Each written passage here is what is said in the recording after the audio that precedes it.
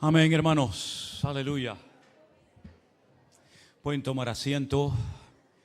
Los niños ya están pasando a sus clases de escuela dominical. Nosotros nos vamos a quedar aquí reflexionando en torno a la palabra.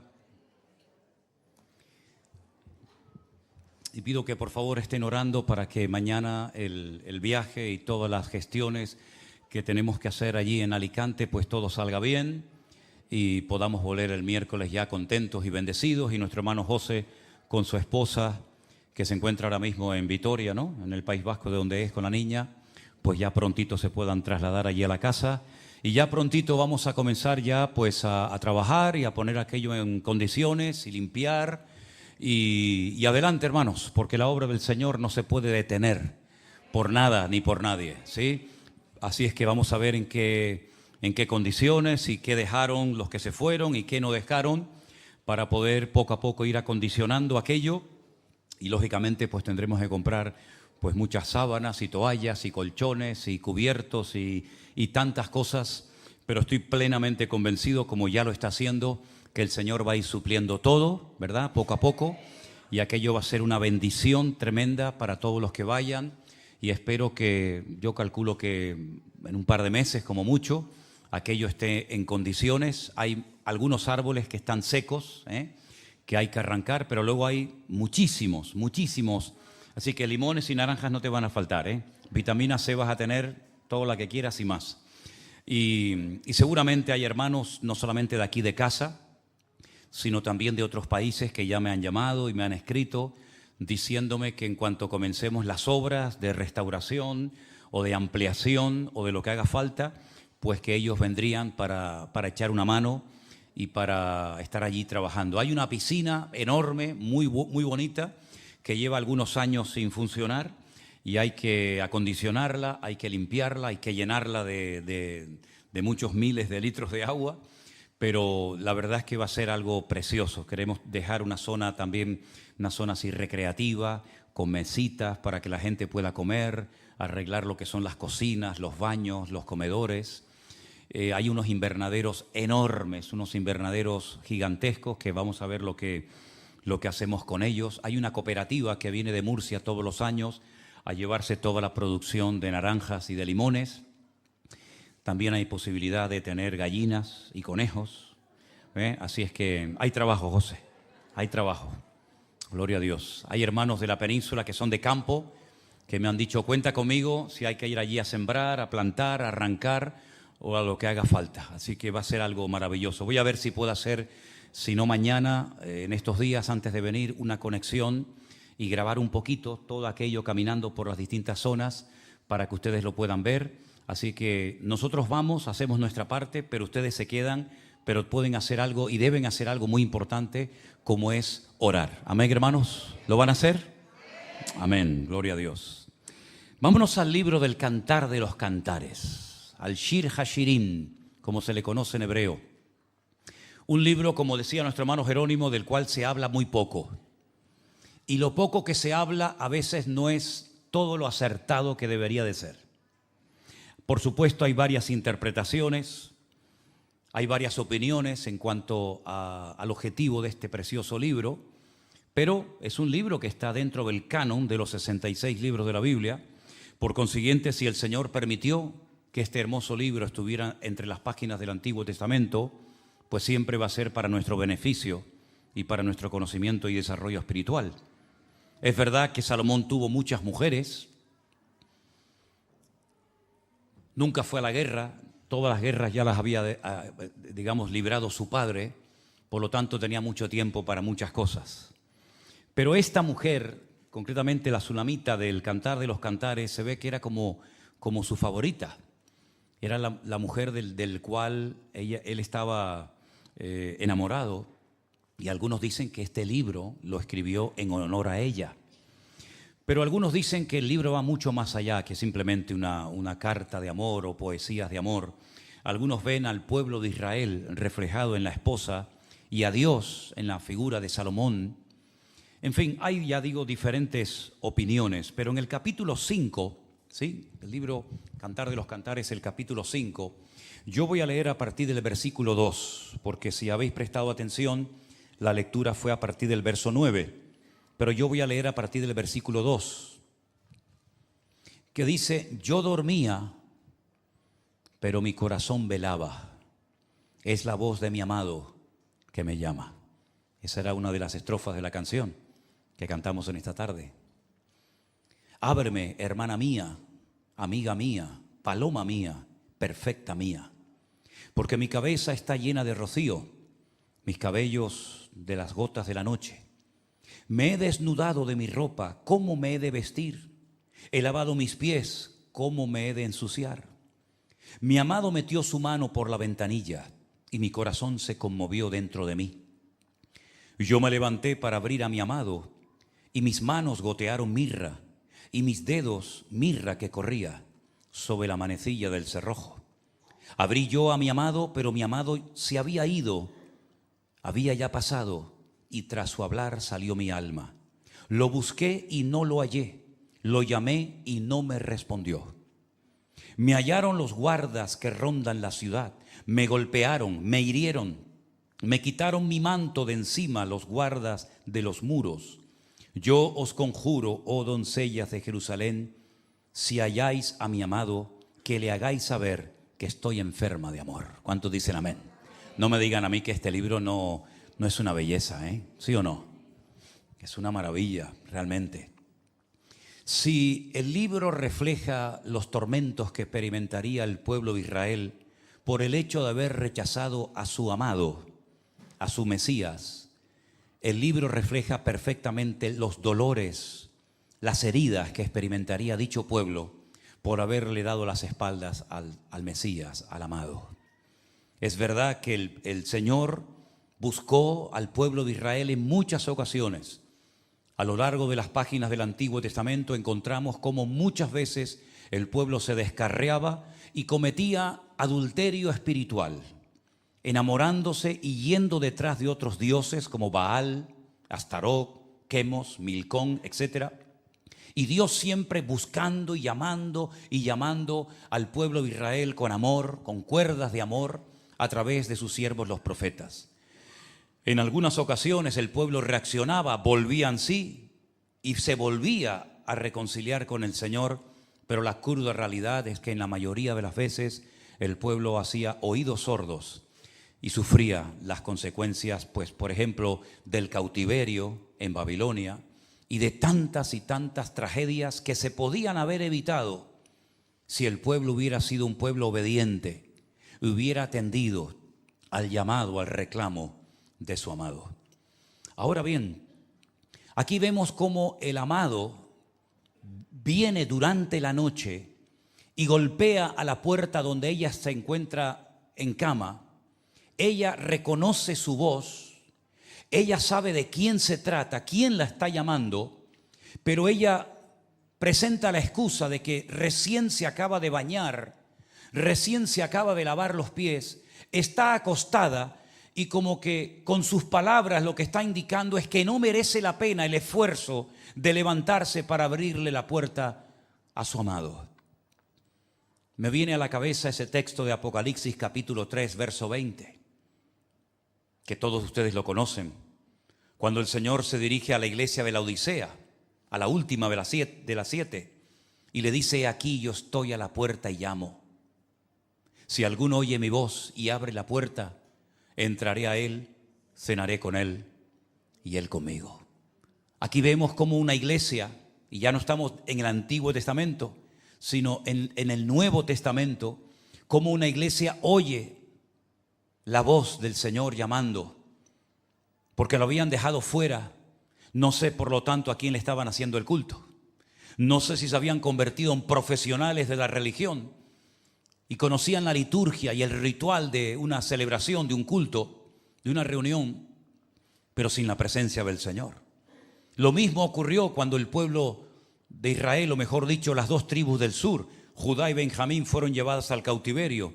La Biblia dice que en el cautiverio el Señor le muestra una visión a su siervo, el profeta Ezequiel, y le muestra cómo la gloria, cómo la presencia del Señor se ha ido del templo, y esa gloria nunca más volvió. Y es interesante ver cómo a veces el Señor nos habla, nos exhorta, nos amonesta, nos busca, llama nuevamente a la puerta de nuestra voluntad, de nuestros corazones, pero hacemos oídos sordos a la voz de Dios. Y es una tristeza ver cómo hay gente que conoce, reconoce la voz del Señor, sabe que es el Señor el que le está hablando, pero no reaccionan, no obedecen al llamado que el Señor les está haciendo. Y les ocurre lo mismo que le pasó a esta mujer, que oyó, reconoció, pero al no abrirle la puerta a su amado se va y pierde la oportunidad de su vida de tener comunión con él. Eso fue lo que le pasó al pueblo de Israel. El pueblo de Israel tuvo el privilegio de ser el único pueblo escogido de Dios en el Antiguo Testamento, en la historia. Vieron milagros, señales, prodigios que nunca jamás ningún pueblo había visto ni experimentado. Sin embargo, cuando llegó el momento de la verdad, el momento de aceptar, el momento de reconocer y de apoyar al Mesías, le dieron la espalda. Y la palabra de Dios nos enseña que las consecuencias que vinieron sobre su vida fueron terribles, tremendas. Y la historia nos da también mucha información acerca de los muchos sufrimientos que experimentó y sigue experimentando el pueblo de Israel por haberle cerrado su corazón a su amado, al Señor Jesús. Algunos dicen, pero el Señor volverá otra vez. Claro que volverá otra vez. Hay 150 versículos en el Nuevo Testamento, solamente en el Nuevo Testamento, que hablan acerca de que Él volverá otra vez. Pablo se refirió a la venida del Mesías más de 50 veces en sus epístolas que escribió a las diferentes iglesias. Claro que el Señor volverá, es una de las promesas que Él dio. Me iré, pero volveré otra vez y os tomaré a mí mismo para que donde yo estoy, vosotros también estéis conmigo. Amén, hermanos. No se turbe vuestro corazón, le dijo el Señor a sus discípulos, porque yo voy a preparar un lugar para vosotros, pero vendré otra vez a buscarles a ustedes. En aquellos tiempos ya se corría la voz, fíjense qué tremendo, ya en el siglo I, de que el Señor estaba tardando mucho en venir. Y es ahí entonces cuando Pedro, inspirado por el Espíritu Santo, tiene que escribir en una de sus cartas estas palabras: hermanos, el Señor no retarda su promesa, según algunos le tienen por tardanza, sino que es paciente para con todos, deseando, anhelando que todos procedan al arrepentimiento. Amén, hermanos. Ese es el motivo principal por el cual el Señor todavía, digamos que retarda su venida, para darle oportunidad a las naciones, para darle oportunidad a la humanidad de que vuelvan otra vez a sus caminos, se reconcilien y pidan perdón de sus pecados. Pero vemos que al perder la presencia del amado, la esposa entra en una crisis de identidad tremenda. La amada enferma, entristece, se deprime y va por las calles de Jerusalén preguntando: ¿lo habéis visto? ¿Habéis visto a mi amado? La gente se queda sorprendida porque dice: ¿y quién es tu amado? La gente no sabe de quién está hablando. Ella lo conoce perfectamente, lo describe de una manera tan perfecta porque lo conoce. Sabe cómo son sus ojos, sus pies, sus brazos, su cabello, sus dientes, sabe absolutamente todo de él. Y se queda sorprendida de que los guardianes de la ciudad, los que tienen autoridad en las naciones, no sepan de quién está hablando ella. Entonces ella es herida, ella es humillada, ella es despojada de su manto y el mundo está como loco por quitarnos el manto de la relación con Dios que tenemos, el manto de la santidad, el manto de la oración, el manto de la vida y de la vida en abundancia que el Señor vino a darnos cuando entró a nuestros corazones. El mundo está como loco por silenciar nuestra voz. El mundo no sabe de quién estamos hablando porque no lo reconocen, pero sin embargo nosotros sabemos perfectamente que el que le busca le va a encontrar. Y la Biblia dice que Él dijo en una ocasión: venid a mí los trabajados y cargados, que yo os haré descansar. Era tan importante permanecer en la cama y perder la presencia del Señor. Es tan importante lo que haces que a veces te evita tener tiempo para orar y leer la Biblia. Esta mujer, la excusa que presenta cuando oye a su amado llamando, tocando a la puerta, es que pues me acabo de desvestir, me acabo de bañar, me acabo de lavar los pies y no me voy otra vez a levantar y mancharme los pies. ¿Y cuántas excusas presentan los creyentes hoy en día para decirle al Señor: es que no tengo tiempo para orar, estoy cansado, tengo sueño, hoy he trabajado demasiado? ¿Cuánto tiempo hace que no coges la Biblia y te aprendes 3, 4 versículos de memoria de la palabra de Dios? Volvemos otra vez a repetir las mismas excusas delante del Señor. Excusas que ella le presentó al Señor, pero que no le sirvieron para nada. Porque cuando se percató, cuando se dio cuenta de que estaba hablando nada más y nada menos que con su amado, y se levanta a abrirle la puerta, su amado había desaparecido. No hay un versículo en la palabra de Dios que dice: si oyereis hoy su voz, no endurezcas tu corazón, porque hoy es el día aceptable, hoy es el día de salvación. Cuando el Señor te habla, y el Señor sabe cómo hablarnos a todos y a cada uno de nosotros. Qué interesante, tal vez ustedes no son conscientes de esto, pero cuando alguien termina de compartir, hay personas que a veces se te acercan y te dicen: hoy la palabra fue toda para mí. ¿Te ha pasado alguna vez? Pero esa persona, esa hermana no sabe que hace 5 minutos otra persona y otro hermano y otro y otro y otro dijo exactamente lo mismo. Hoy toda la palabra, toda la predicación fue para mí. Y es que la palabra es viva y es eficaz, y cada vez que la abrimos, Dios nos habla y nos transmite su mensaje y su voluntad a nuestras vidas. Por eso, si hoy el Señor habla en alguna área de tu vida, no endurezcas tu corazón.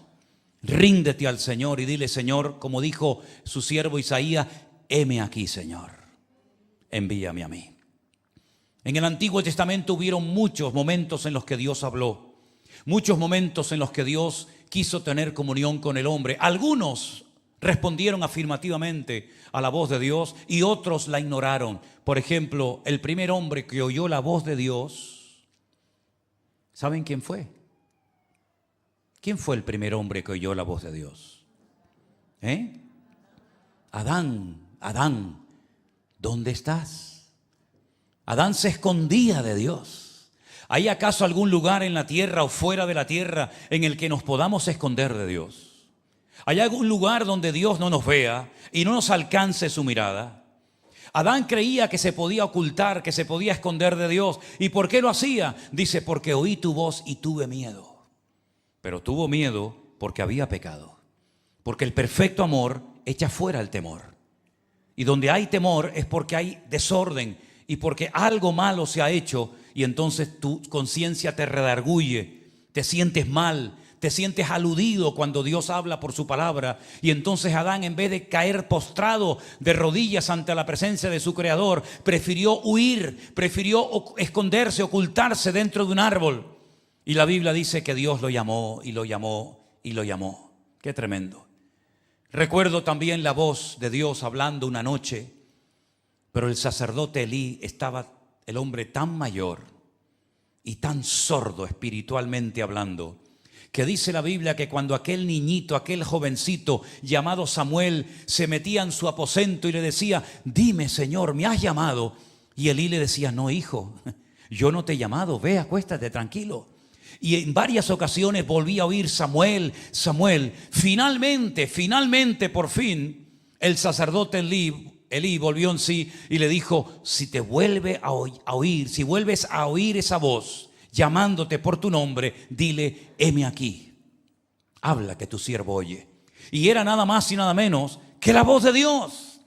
El sacerdote Elí era el sacerdote de Dios, pero no conocía la voz de Dios, no conocía la palabra de Dios, y así terminó sus días, él y sus hijos, ¿verdad? Sin embargo, Samuel escuchó la voz de Dios en la oscuridad de la noche y oyó un mensaje tremendo que al día siguiente casi que le da miedo, le da temor decírselo al sacerdote Elí. Pero él aprendió a oír la palabra de Dios porque tenía una actitud maravillosa en su vida que nosotros también tenemos que tener. ¿Y sabéis cuál es? Que no dejaba caer a tierra ni una sola palabra del Señor. En otras palabras, aprovechaba toda oportunidad que se le presentara para aprender. Aprovechaba cada oportunidad para servir. Aprovechaba cada oportunidad para oír la voz de Dios y aprender algo más de Él y poder servir mucho mejor al Señor que lo llamaba. Es interesante notar que la voz de Dios también se oyó en el Nuevo Testamento. Sí, la voz audible de Dios. Cuando dijo: este es mi Hijo amado, en el cual tengo complacencia. Y allí estaba el Señor Jesucristo siendo bautizado por Juan el Bautista en las aguas del río Jordán. La voz de Dios se oyó, indicando, señalando con su dedo que ese era su Hijo amado, en el cual depositaba toda su confianza y su palabra. Pero pocos, o tal vez ninguno, oyó la voz de Dios como algunos la oyeron allí. Y más tarde se volvió a oír también la voz de Dios, pero dice que algunos pensaban que fue la voz de un trueno. ¡Qué torpeza espiritual! Cuando Dios nos habla y no somos capaces de discernir, diferenciar la voz de Dios de otras voces. Estamos constantemente rodeados de voces, de sonidos, de coches, de sirenas, de emisoras de radio, de televisión, de gente, de niños que salen por la calle corriendo. Estamos constantemente rodeados de sonidos, pero en medio de este montón de sonidos y de voces, aprendamos a oír la voz de nuestro Dios.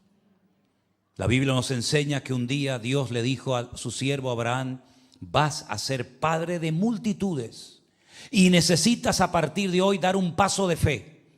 No has sentido nada, pero has recibido una promesa.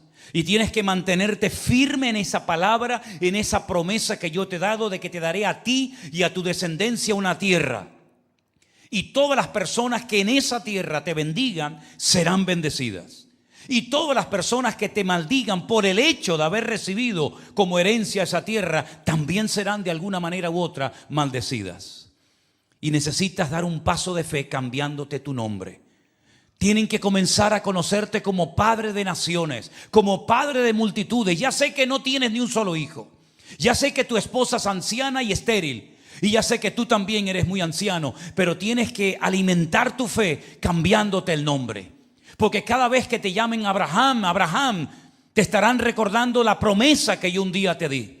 Y Abraham en fe, sin tener ninguna evidencia de nada, se cambia el nombre y el Señor lo honra y lo bendice. Y en cierto sentido, todos somos hijos de Abraham. Amén, hermanos. Algunos por la fe, otros por descendencia, otros por raza o como sea. Pero en cierto sentido esa promesa fue tan amplia que hasta el día de hoy vemos a los hijos de Abraham por todas las naciones de la tierra. Porque oyó la voz de Dios. Pero esa voz de Dios, que ya le había dicho previamente: sal de tu tierra y de tu parentela. Esa misma voz que le promete ser padre de multitudes, también en una ocasión le habla y le dice que a uno de sus hijos, al que amas, a tu único hijo, a Isaac, tienes que sacrificarlo sobre un altar en el monte Moriah. Y él no duda, porque él ya sabe cómo es el tono de la voz de Dios. Porque él ya sabe discernir la voz de Dios de otras voces de la época. Y él se prepara y se levanta temprano a la mañana y camina durante 3 días con ese calor abrasador del desierto desde Beersheba hasta Jerusalén, al monte Moriah, dispuesto a sacrificar a su hijo porque Dios se lo había ordenado.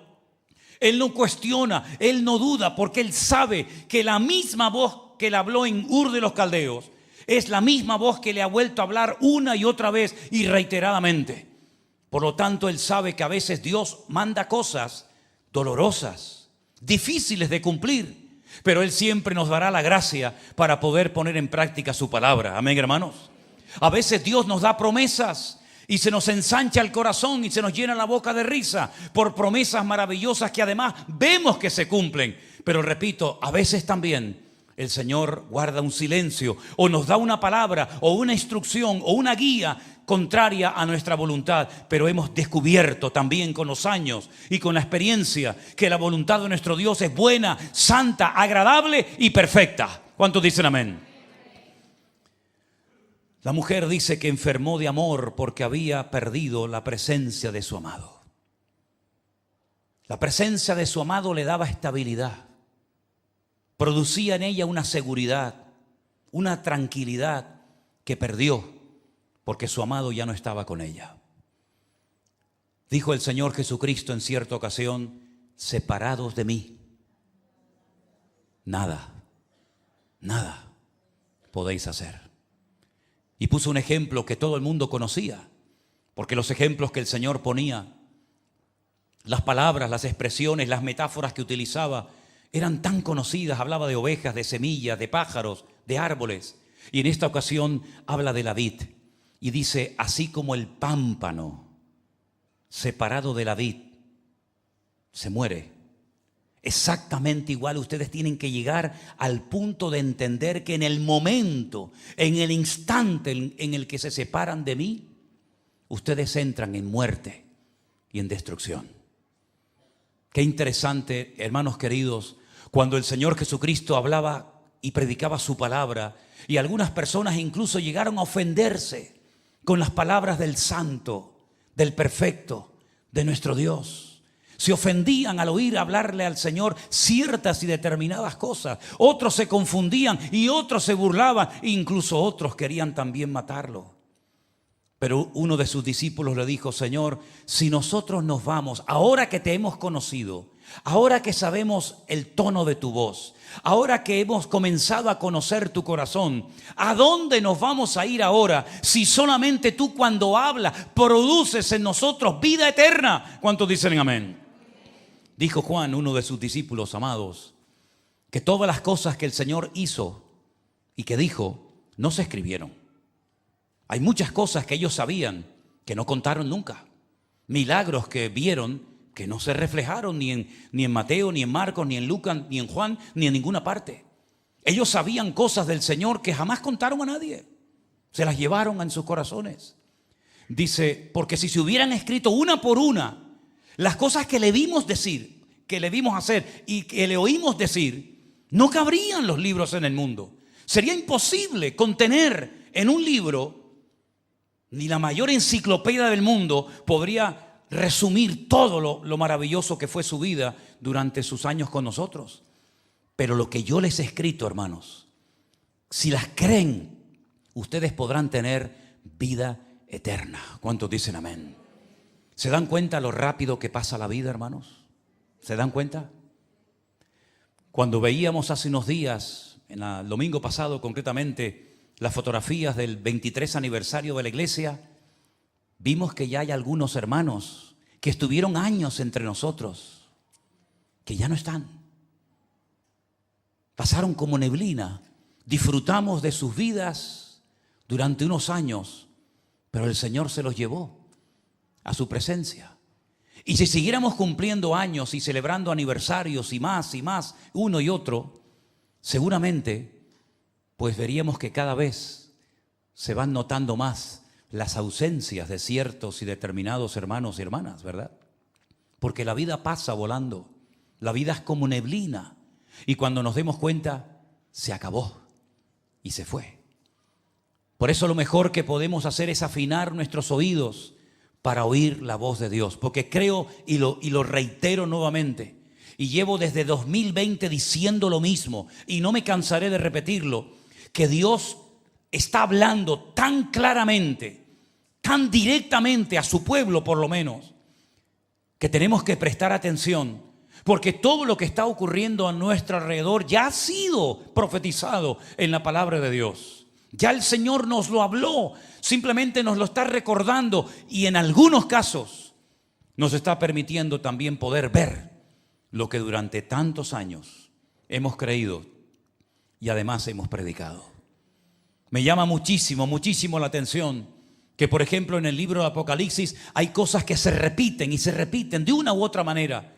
Pero curiosamente, cuando encontramos los mensajes que el Señor le da a las 7 iglesias que el Señor decidió hablarles de una manera especial, no es que no existieran otras, por supuesto. Estaba ya la iglesia de Corinto, estaban los tesalonicenses, estaban los romanos, estaba la iglesia primitiva en Jerusalén.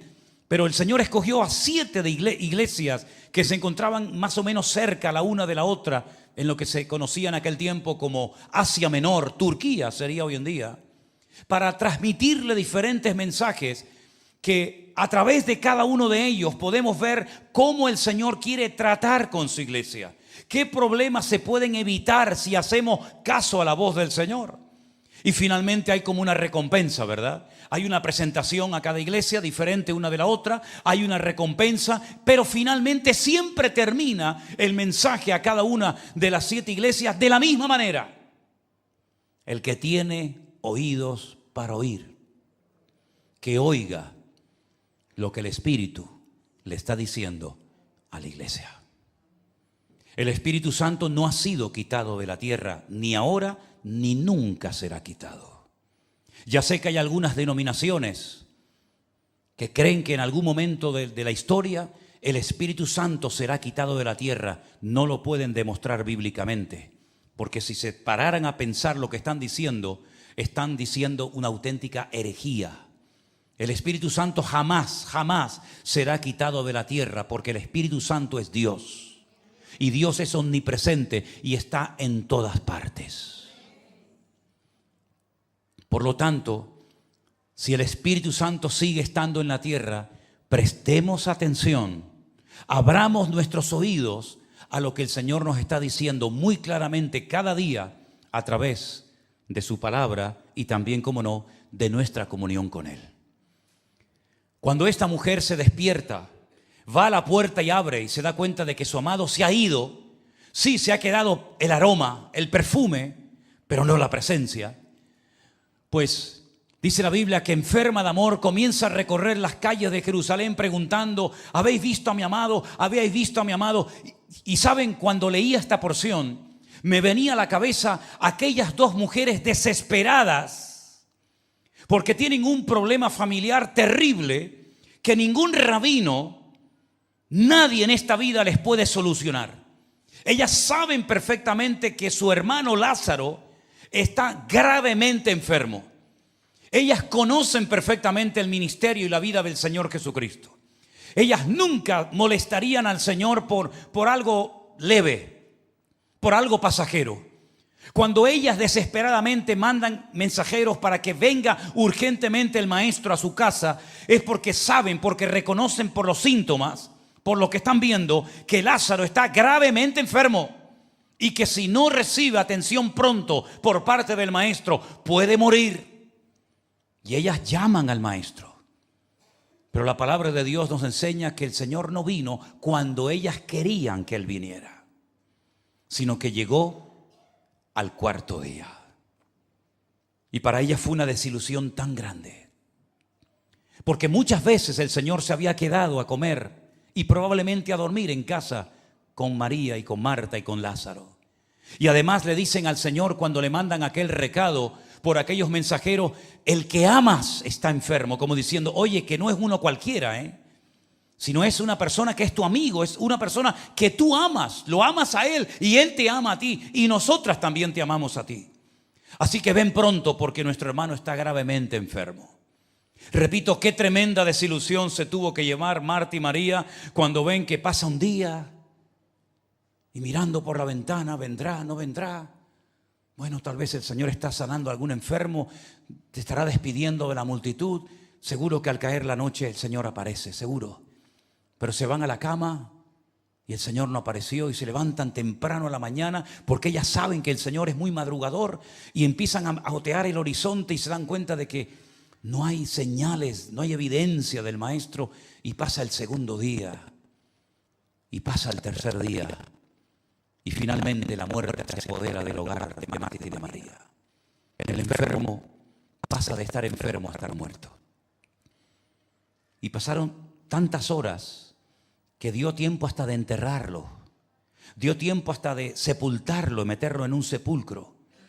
Y finalmente, cuando ya la gente está destrozada, desilusionada, herida, porque te llamé y no viniste, ahora es a la inversa. Ahora no es el amado el que llama a la amada y la amada no responde. Ahora son ellas las que llaman al amado y el amado no responde. Y cuando llega el Señor al 4.º día, las 2, aquella que era muy afanada y trabajadora en los quehaceres del hogar, y la otra que parecía como más atenta a la palabra, más abierta a la palabra, a la administración del Señor, las 2 como que se unen. Se parecen a la hora de hablar. Y las 2 le dicen al Señor: Señor, si hubieras estado aquí cuando te mandamos a llamar, nuestro hermano no habría muerto. En otras palabras, nuestro hermano ha muerto por tu culpa. Porque yo te llamé.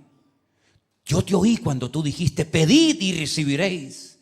Yo todavía recuerdo, me retumban en mis oídos aquella predicación, aquel mensaje que diste. Yo estaba allí cuando dijiste, el que llama se le abrirá, el que busca halla y el que pide recibe.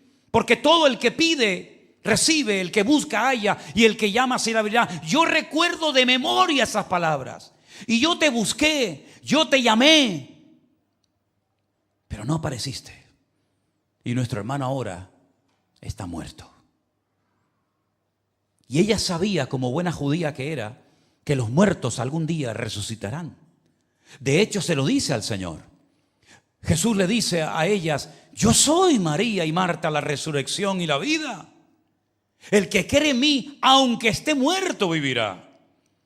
Y ellas dicen, sí, Señor, yo sé que Lázaro volverá a la vida, pero no ahora. Nunca más volveremos a abrazar y a besar a nuestro hermano. Nunca más volveremos a comer juntos alrededor de una mesa, escuchando tus palabras y deleitándonos contigo. Yo sé que resucitará, pero en el día postrero.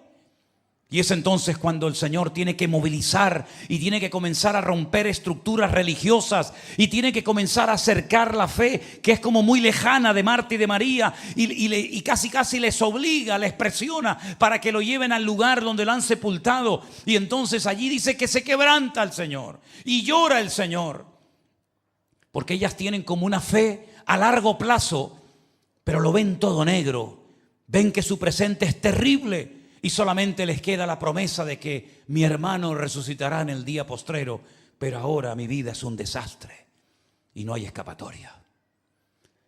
Y es entonces cuando el Señor llama a Lázaro con su voz poderosa, con su voz de autoridad, y para sorpresa de todos sale de aquel sepulcro después de 4 días, demostrando el Señor que no hay nada, absolutamente nada, imposible para Él. Y lo curioso es que a los pocos días, esto es tremendo, hermanos, los religiosos de Israel, los escribas, los fariseos, querían matar también a Lázaro. No solamente a Jesús, sino también al milagro, para que no quedara constancia y nadie pudiera decir, no, yo vi cuando estaba muerto y también vi cuando resucitó. Tanto a uno como a otro lo quieren eliminar, quitar de en medio para salir con la suya. Y por eso los sufrimientos de esta muchacha que pierde la gloria, que pierde la presencia de su amado, en cierto sentido es verdad que se parece mucho a la historia trágica del pueblo de Israel. Un pueblo tan bendecido, un pueblo que fue predestinado para ser cabeza y nunca cola, un pueblo que fue creado y diseñado por las manos de Dios para dar a los demás y no tener que depender de nadie. Un pueblo que tenía que ser la luz entre las naciones. Es un pueblo que lamentablemente en este momento está como acorralado, rodeado de enemigos y cada vez más solo, sabiendo que solamente Dios es el único que puede venir en su pronto auxilio. Hermanos queridos, hoy el Señor nos vuelve a hablar y nos recuerda cosas como: estoy contigo y nunca te abandonaré. Aunque tu padre y tu madre te abandonen, yo siempre estaré a tu lado. Yo soy tu pronto auxilio en las tribulaciones de la vida. Aunque andes por valles de sombra y de muerte, no temas mal alguno, porque yo estoy contigo. Y tantas cosas que hemos oído centenares o miles de veces, hoy el Señor nos las recuerda para que sepamos que nuestro amado nuevamente está a la puerta de nuestros corazones llamándonos. ¿Cuántos dicen amén? ¿Le abrirás o le cerrarás la puerta al Señor en esta noche? Abrirás la puerta de tu corazón y le dirás: Señor, heme aquí, cuenta conmigo, te amo, quiero estar contigo todos los días de mi vida. O le cerrarás tu puerta, endurecerás tu corazón y perderás esta oportunidad maravillosa que el Señor te está dando. En ti está la respuesta. ¿Cuántos dicen amén? Cierra tus ojos en esta noche, mi querido hermano, ahí donde estás. Recuerda estas palabras.